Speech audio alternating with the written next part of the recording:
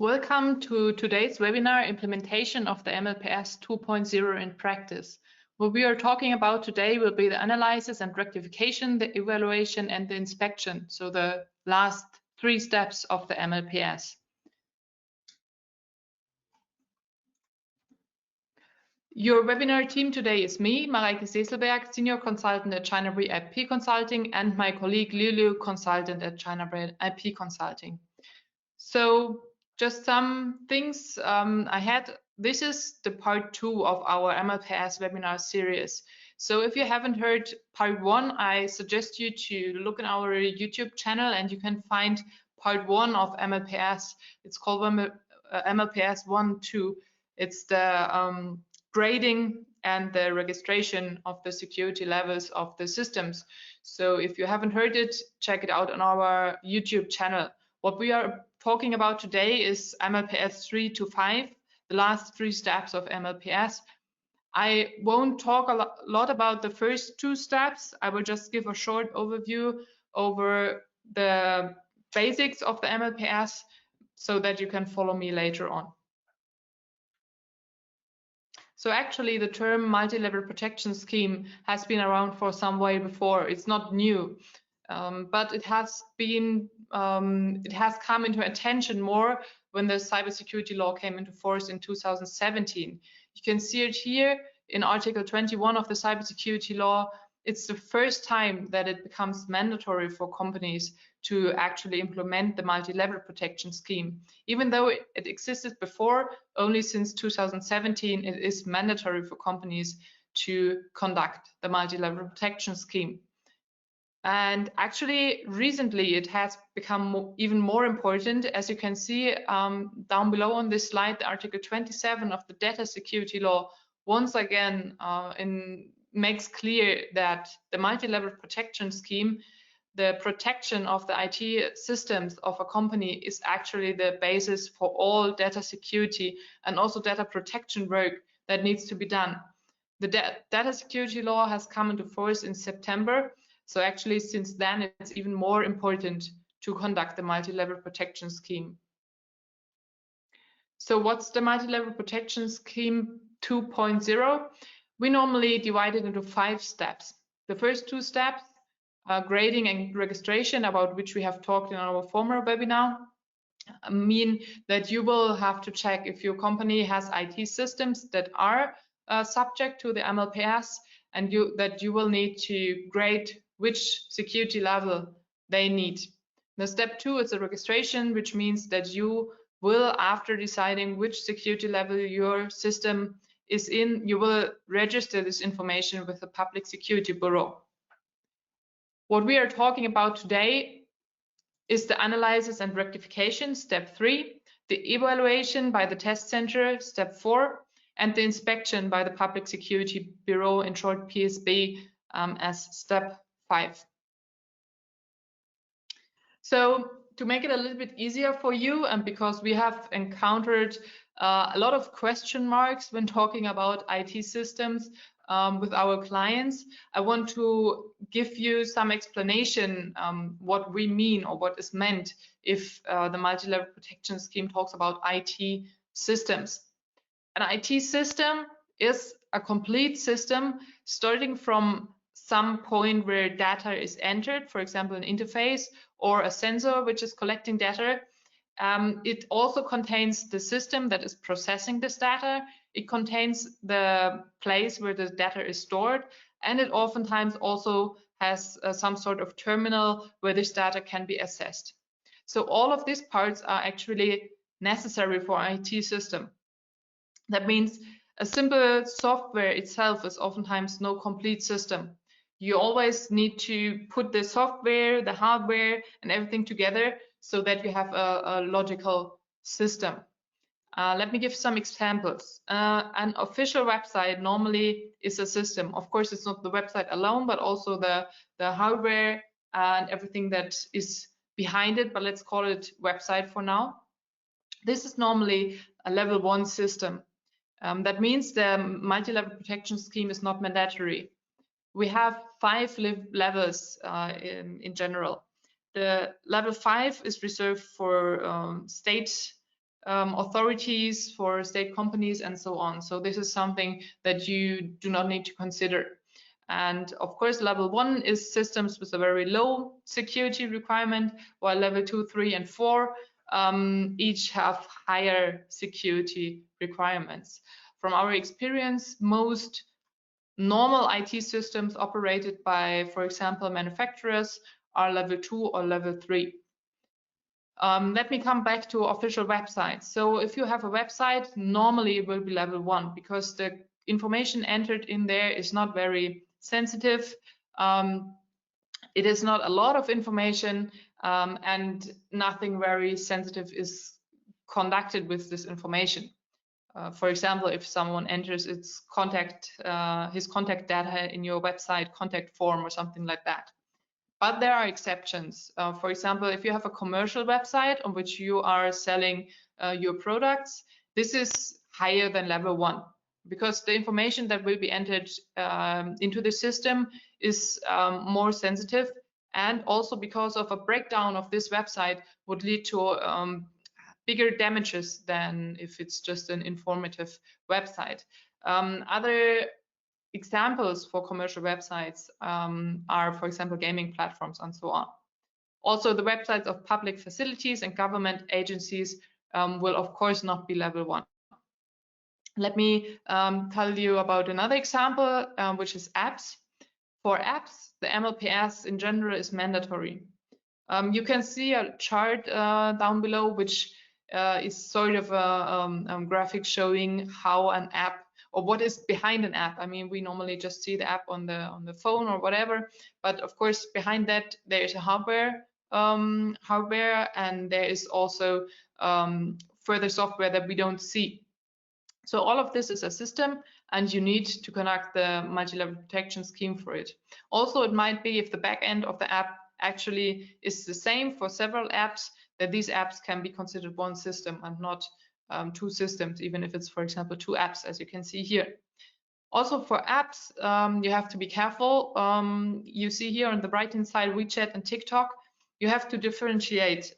If you only having an account, like you're only using an app provided by some other company, you will not have to do the MLPS for that.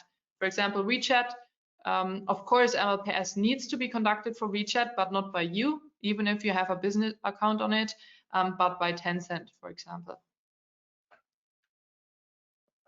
Another interesting question regarding IT systems are cloud and cloud services. Because it's, yeah, there is no yes or no to the question, is a cloud or is a system run on a cloud relevant for the MLPS or is it not? You can see here there are different services that can be provided by cloud providers. Starting actually from your on-site cloud to IaaS, PaaS, SaaS, and it depends on which of these services you use if you need to do the MLPS or not. Here you can see the green parts mean that these are parts of the cloud service that you control, while the red part mean this is some parts of the cloud service that the service provider manages. And it depends on your control of the system if you need to do the MLPS or not. So you can see very clearly, if you have an on-site cloud, you're completely responsible for this cloud. You manage all parts of it, so that means you need to do the MLPS. For SaaS, you normally cannot control a lot. You're just a user. So if it's the SaaS, you don't need to do the MLPS, but the service provider of the cloud service needs to conduct the MLPS. Also, if you run applications like that, you can ask the service provider to show you that they conducted the MLPS. So what are general principles to decide if something is a system or not? One thing is, does the system belong to your company? Do you have the control over the system? If yes, normally you will need to conduct the MLPS. Also, one important question is, where is the server located? If it is not located in Germany, in China, but for example in Germany, in your headquarters, you will not have to do the MLPS because the actual control over this system does not really lie with your Chinese company if the server is not located there, or at least the Chinese company can do nothing to really guarantee the security of the server if it's not on site in China. So actually, this is a very important question to ask yourself when conducting the MLPS: which systems are actually run in China? Also, you can always consider, is your Chinese subsidiary or your Chinese company really responsible, or are they only using a system? If they're only using it, most probably they don't need to do the MLPS. For example, office administration software, let's say Microsoft Office. Normally they are just users, they do not really control it, so there's no need to conduct the MLPS for them. Also, cloud services, as I just said, is a case-by-case analysis. It's hard to say if you have to do it or not, but you definitely should check if you're responsible for conducting the MLPS. And with that, I would like to hand over to my colleague Lulu.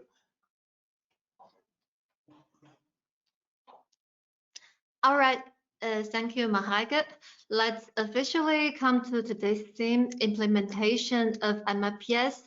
The step from 3 to 5, from analysis and rectification to evaluation and inspection. I will start to explain how to conduct analysis first during the third step of MLPS. Actually, the test center, you may have heard from Mahaika that test center will take part in the fourth step of MLPS. Actually, test center will already take part in the third step because it needs to conduct the onset audit in your company for the first time to find out the cyber risks of your company and formulate a cybersecurity risks report, and as well as gap analysis report.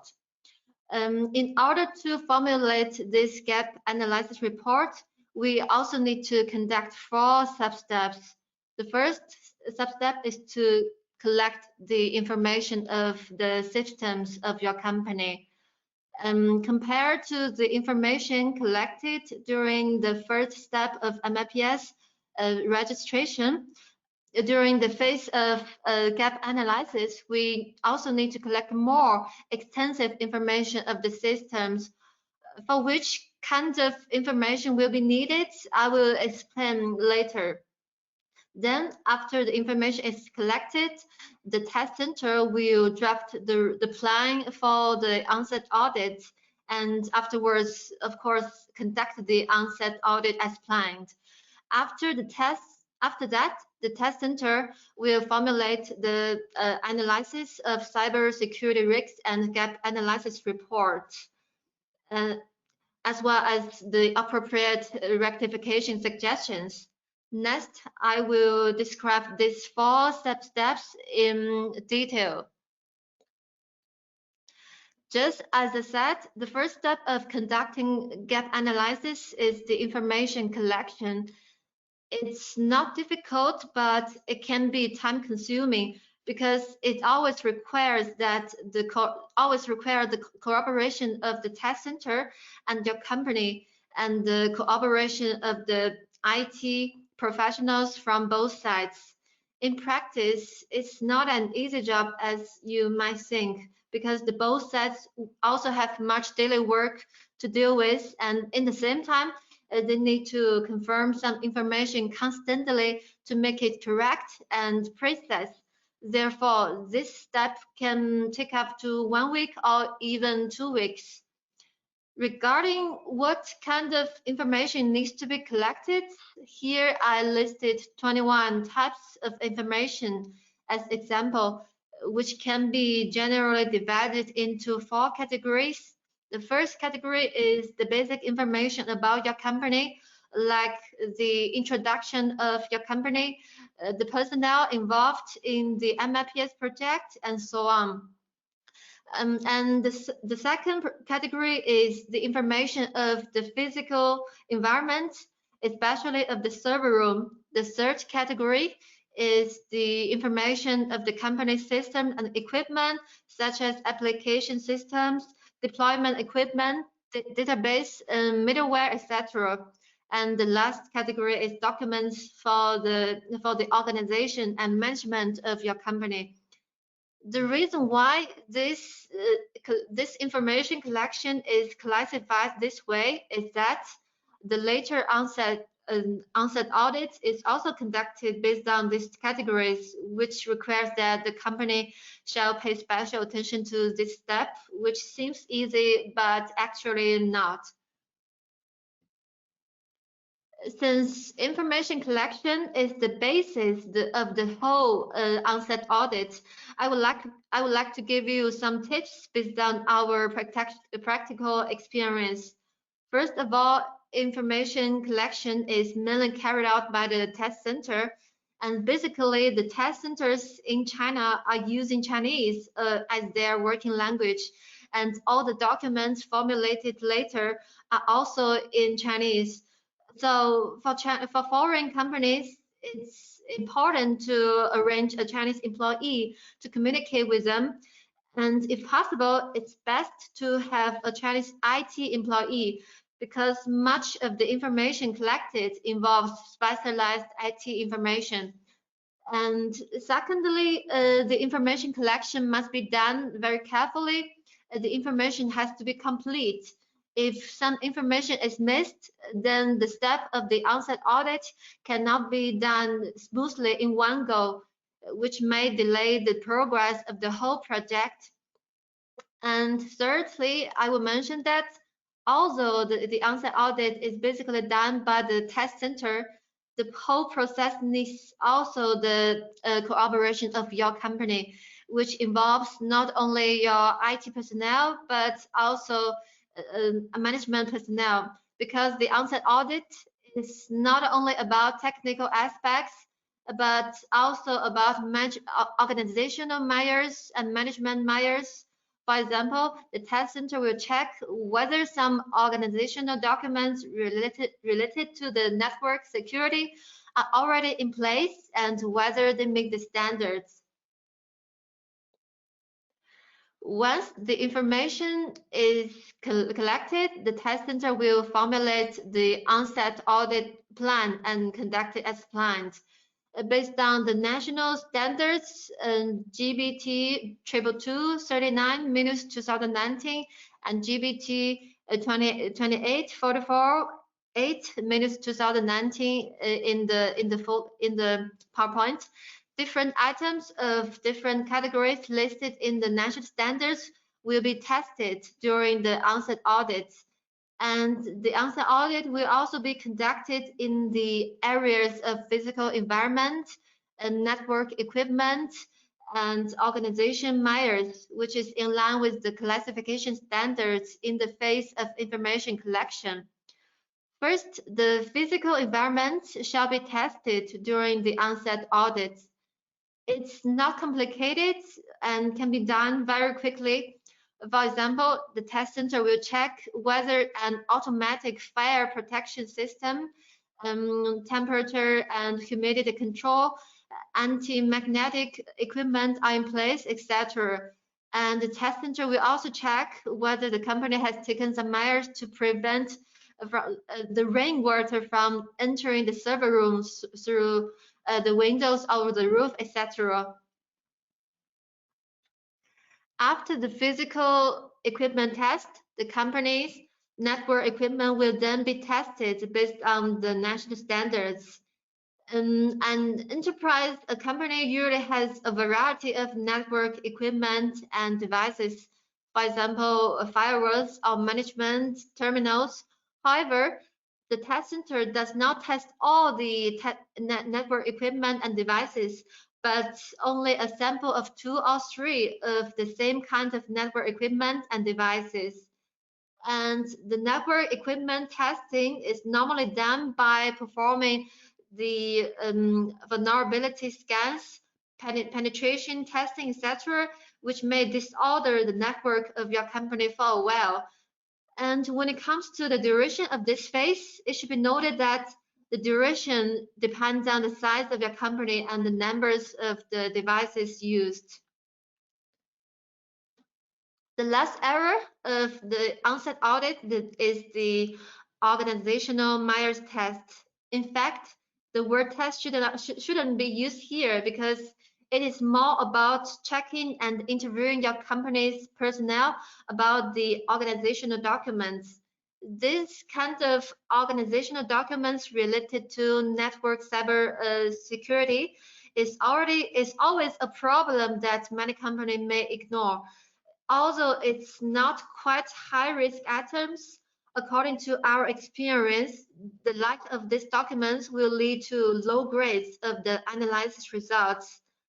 It's okay that for the first time your company doesn't have such documents, but you should make sure that they are in place, especially after the rectification. As a test center, you usually pay great attention to these important organizational documents. And here I want to remind you of the risks that your company may be exposed to during the onset audit. First, the test center is an external organization, and it will have access to the sensible information about your company during the onset audit, such as the network topology, IP addresses, and the company's protection measures, etc. Second, during the onset audit, a large number of tests, such as vulnerability scans, penetration tests, performance tests, etc., may disrupt the enterprise network for a while. So against these risks, we also have a few suggestions for the company.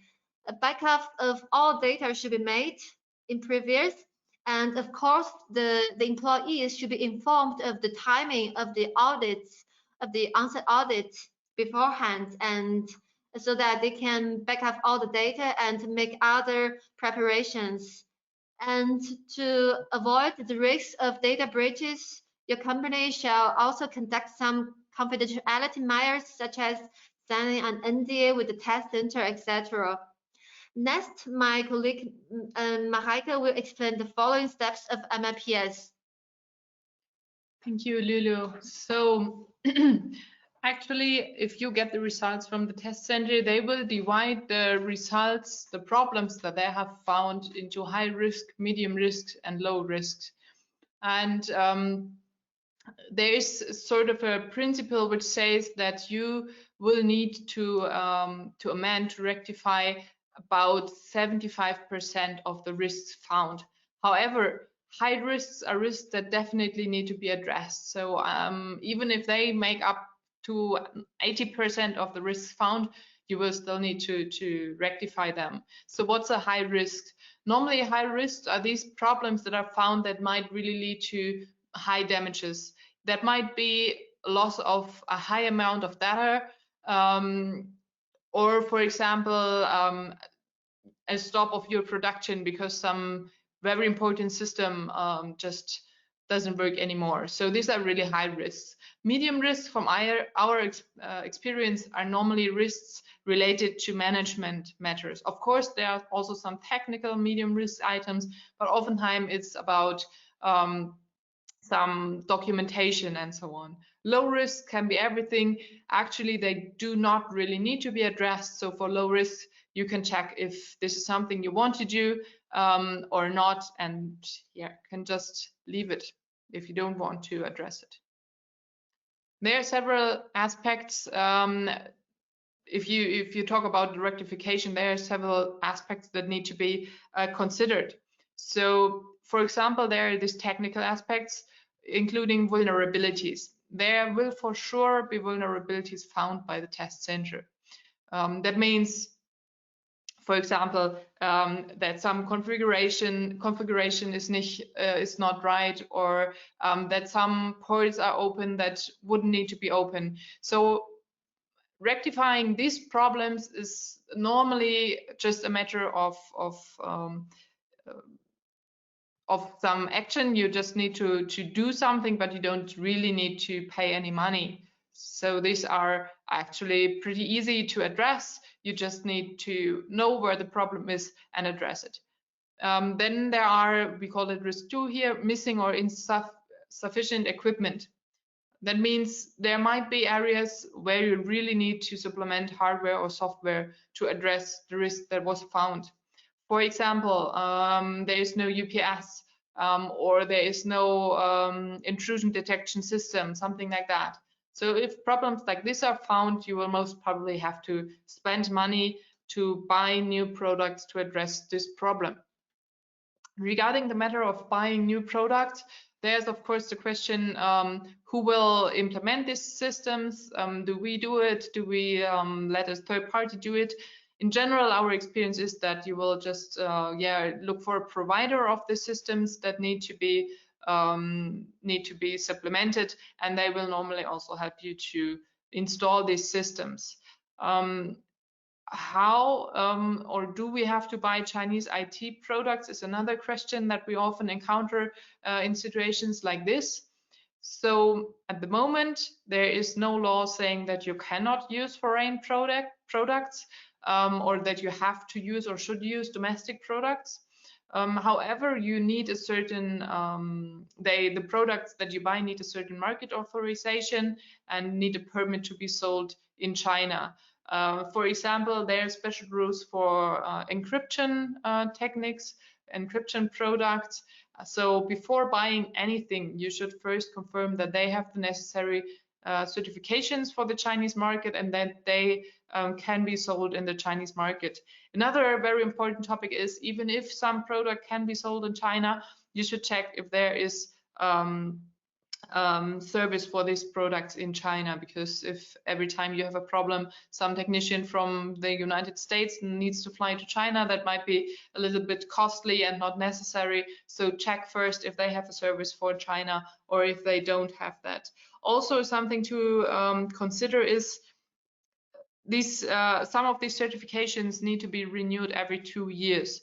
So as we do not know exactly what the Chinese government is planning for the next few years, the risk for a foreign product to not get the certification 2 years later is obviously higher than the same thing happening to a Chinese product. So where possible, and if it's acceptable for your company or if it's not so important, Chinese products might be the safer choice in this regard. How much would it cost? So from our experience, normally the money that needs to be spent on supplementing some technical or hardware and software in this regard is a 5-digit sum, but it's very hard to say how much it really is, because the security situation, the products that are already there differ very much from company to company, and it depends very much on the actual situation, how much money will have to be spent for the rectification. The third risk that we have is more organizational aspects, which is insufficient or missing security management systems. Like I said, this is normally medium risk items. So what you can do is just follow the recommendations by the test center. They oftentimes provide templates for certain sorts of documents. You have to, or if you already have some security management related documents, you might need to revise them to put in some new content, adapting them to the Chinese laws and requirements. And if you do not have a management system, well, then you will absolutely need to implement a security management regulation for your company. Documents might involve, for example, general guidelines and strategies for your company. Also, for example, the handling of mediums in your company, or management of trainings for your employees, security related trainings for your employees, emergency plans, and so on. So these are a lot of documents all related to your security, information security management system that you will need. Also, from our experience, if the test center provides you with templates, it's the most easiest way to follow with these templates and not hand in some totally different documents, because the test center, they are lazy. They might just reject it. So if they give you templates, even if you already have something, maybe you can check if you can merge the documents that you already have with the templates, or just slightly adjust the templates. That might make it easier for the test center to accept these documents. So you might be wondering, until now we have still be talking about the step 3 and step 4. We haven't said a word about step 5. So this is actually because the inspection by the Public Security Bureau is optional. It might not take place. It depends on the Public Security Bureau in your region, because it's the regional PSB that is responsible for MLPS and the control of the MLPS. So it depends. It depends on their manpower, if they have enough people to send someone over to check it. It also depends on their interest on this topic. Some of the PSBs are very active in regard to MLPS. Some others might just be starting. So actually this very much depends on your location, if there will be a final inspection or not. We also had some projects where the PSB involved itself very early in the whole MLPS project. They already in step 2 contacted us and wanted to take part in some audits, some expert interviews and so on. But as I said, this depends very much on where you are, but also on the level of your IT systems. Of course, they are less interested in level 2 systems than they are in level 3 systems, and they are less interested in level 3 systems than they would be in a level 4 system. So this is something that needs to be seen in the end. Also, the higher the level of the system, there are also requirements for the inspection to take place annually. If you are level 3 or higher, the PSB will definitely come once a year to check if everything is all right.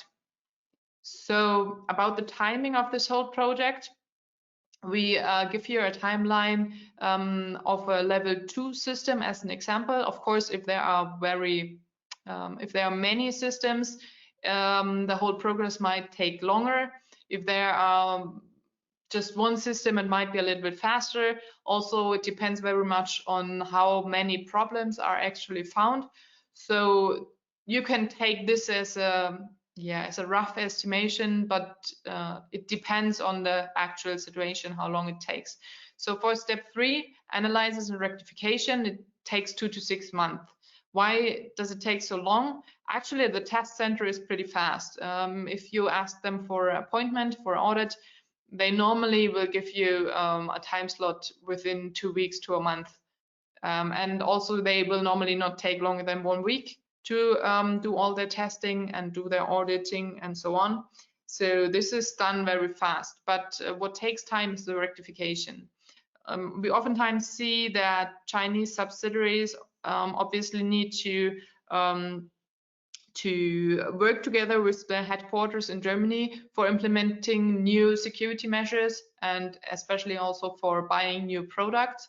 So this communication takes some time. Oftentimes it also takes some time to get the necessary budget for new projects, for new products. So this is, it depends very much on the company itself, on who can decide what is bought, how fast companies are able to make these decisions. So we normally estimate 2 to 6 months, but it might take longer. That it takes shorter is very unlikely, but it might take longer than 6 months. Also depends on some holidays. If it's summer, it oftentimes takes even longer because responsible persons might be on holiday, whatever.